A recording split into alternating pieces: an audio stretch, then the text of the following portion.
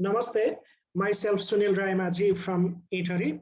Today I am going to have my presentation on pembertizing for the course title Advanced Critical Theories. For that reason, let me share my screen first. Okay, where is my, okay, it is here. All right.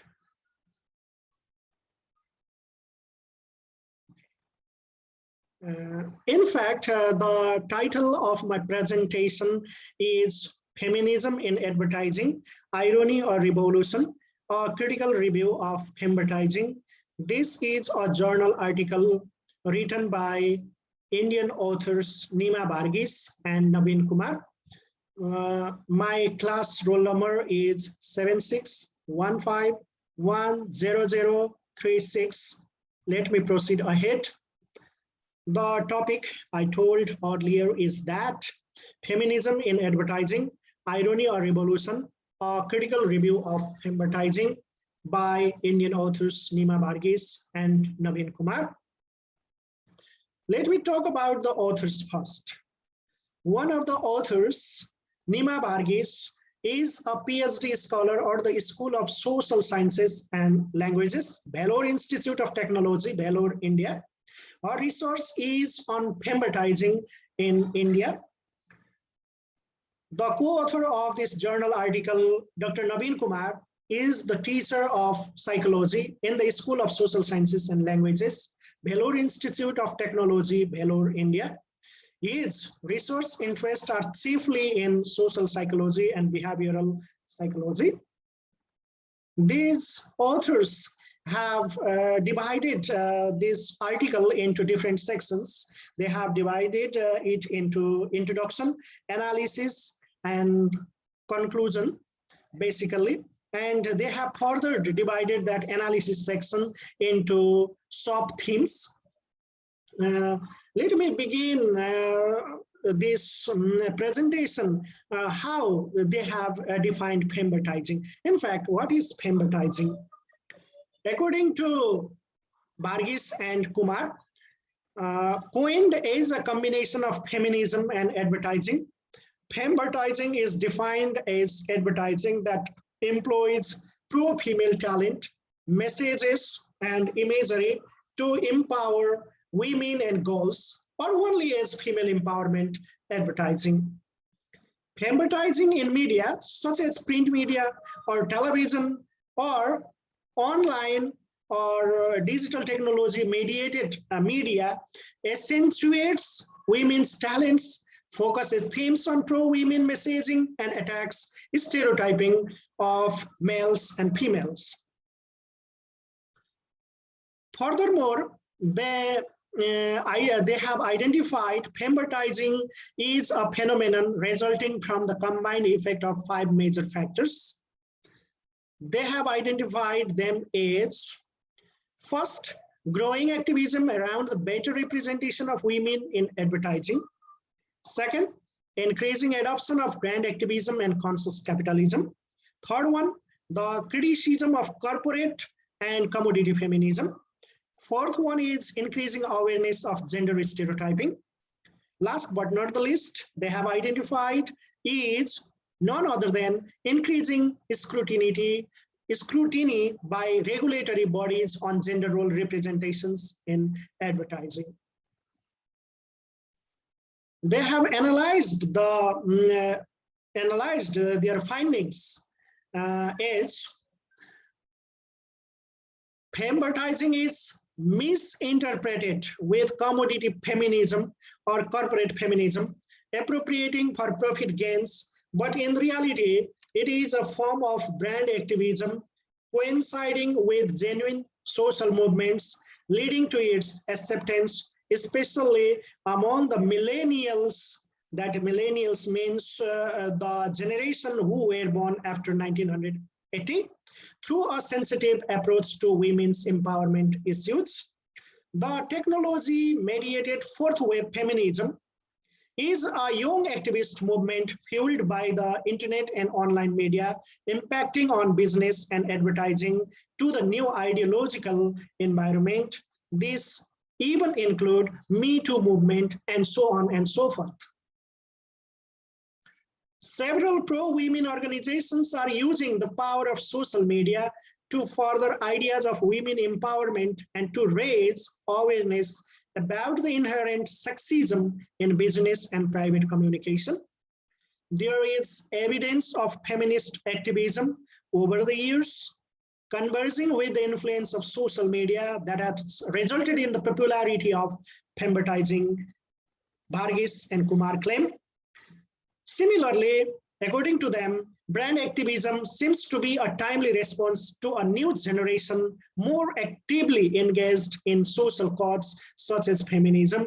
This new generation indicates the millennials who were born after 1980. Likewise, cultural marketing or refined strategy of marketing practiced by many iconic brands is another tenet of conscious capitalism, they claim.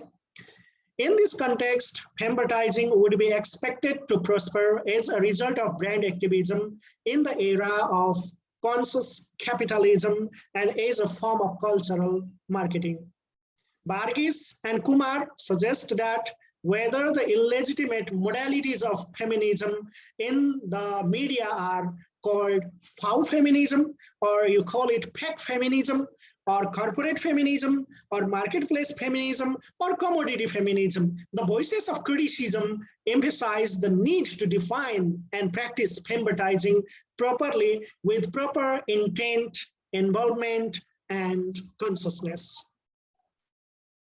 On the other hand, gender roles in the advertising prove that it is beneficial for companies to embrace counter-stereotyping and other forms of subversion of the traditional views of women in society, encouraging corporate action. Similarly, regulatory involvement in preventing negative and harmful depictions of women in media is playing a role in the renewed thinking and approach in advertising, including the rise of femvertising, according to Varghese and Kumar. And they have concluded their article with certain claims. According to them, the argument of femvertising hijacking the feminism movement is not entirely true. It seems that they are favoring femvertising. They are attacking on the opposite view who do not like femvertising. In fact, the presence of pro-women themes across advertising messages is a contemporary phenomenon to the fourth wave of feminism and its digital persona, especially mediated by online media. However, lack of authenticity could derail the positive intent, even if by a few. Whether femvertising is practiced only as an exploitation of women's collective equality, struggle, or works as a catalyst for a social and ideological shift depends on its foundation. Due to its linkage to women's activism and digital movements of this century, femvertising emerging from conscious capitalism and brand activism, deep-rooted in corporate values and culture, has the potential to marshal social change. These are the conclusions made by these Indian authors, Nima Varghese and Naveen Kumar. I should like to put forward some of my insights from the readings of the relevant text. And sometimes I felt I had to consult with the YouTube videos as well. And my understanding from those materials, YouTube videos or some other reading materials too, will be put forward here. As although Nima Varghese and Naveen Kumar posit their argumentation in favor of femvertising, there are a number of scholars, researchers, and feminists who claim that it is a kind of feminism being articulated by the big brands or corporate industries for their hidden motive of profiteering. In a sense, it is women empowerment for social cause on a surface level, but beneath the ground, brands and corporate industries increasingly use females in advertisements for their body to draw the attention of the market and to draw the attention of the males, because they know that female body is a sellable property and they are found successful in their mission of profit making.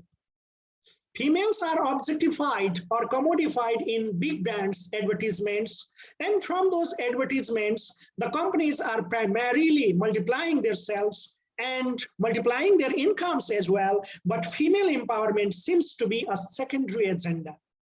Studies and some feminist voices even indicate that females are deceived by the brands in the sense that brands are becoming stronger and stronger than the females themselves by this femvertising. Femvertising, which is the fourth wave of feminist movement, has its supporters such as Varghese and Kumar, writer of this article, who advocate for the cause of female empowerment politically, economically, and ideologically through digital technology mediated media and advertisements. However, some scholars, researchers, and feminists too criticize it as a commodity feminism or merely corporate feminism, which strengthens capitalist motives of brands and advertisers economically more than the female empowerment. In this sense, femvertising is a scholarly, debatable issue that requires further research in different contexts with unique life experiences, especially of the females and their attitudes towards it.